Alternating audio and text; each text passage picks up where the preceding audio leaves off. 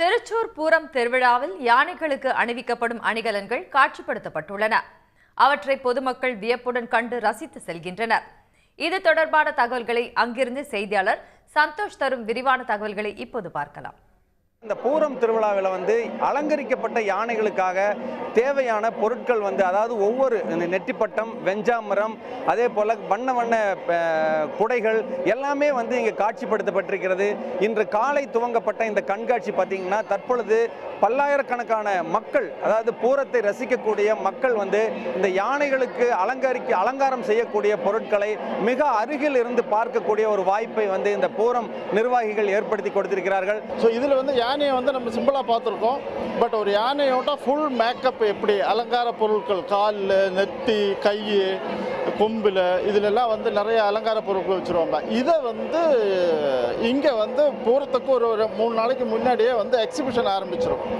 So அந்த exhibition தான் என்னென்ன பொருட்கள் வைப்பாங்க, காலில் என்ன கட்டுவாங்க, கையில் என்ன கட்டுவாங்க, கழுத்தில் கட்டுவாங்க, மணி இதெல்லாம் இருக்கும்.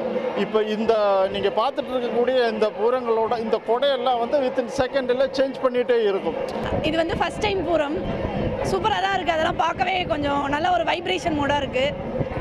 நல்ல ஒரு ஆப்பர்ச்சுனிட்டி தான் இங்கே வந்ததுக்கு பூரம் பார்க்க. நீங்கள் இதுக்கு முன்னாடி பூரம் பார்த்துருக்குறீங்களா? எப்படி இருக்குது? இல்லை, இதான் என்னோடய ஃபஸ்ட் டைம். நிறைய டைம் சொல்லியிருக்காங்க பூரம் திருவிழா ரொம்ப சூப்பராக இருக்கும் அப்படின்ட்டு. ஆனால் இதான் ஃபஸ்ட் டைம். வந்த வரைக்கும் பரவாயில்ல, நல்லா இருக்கு.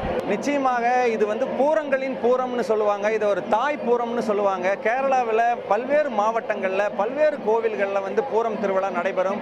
ஆனால் திருச்சூர் பூரம் ஒரு மிக சிறப்பானது, ஒரு பிரசித்தி பெற்றது, உலக புகழ் பெற்றது இந்த திருச்சூர் பூரம். இதற்கு காரணம் என்ன அப்படின்னு சொல்லி பார்த்தோம்னா, இந்த பாறைமக்காவு பகவதி அம்மன் கோவில், அதே போல் திருவம்பாடி பகவதி அம்மன் கோவிலில் 2 கோயில் சேர்ந்தவர்களும் போட்டி போட்டுக்கொண்டு இந்த பூரத்தை நடத்துவார்கள். இதில் பார்த்தீங்கன்னா 15 யானைகள் கலந்து கொள்ளக்கூடிய, அதாவது ஒரு கோவிலுக்கு 15 யானைகள் சொல்லி 30 யானைகள் எதிரெதிர் திசையில் நின்று கொடை மாற்றும் நிகழ்ச்சி நடைபெறும். அந்த கொடை மாற்றும் நிகழ்ச்சி தான் உலக புகழ் பெற்றது.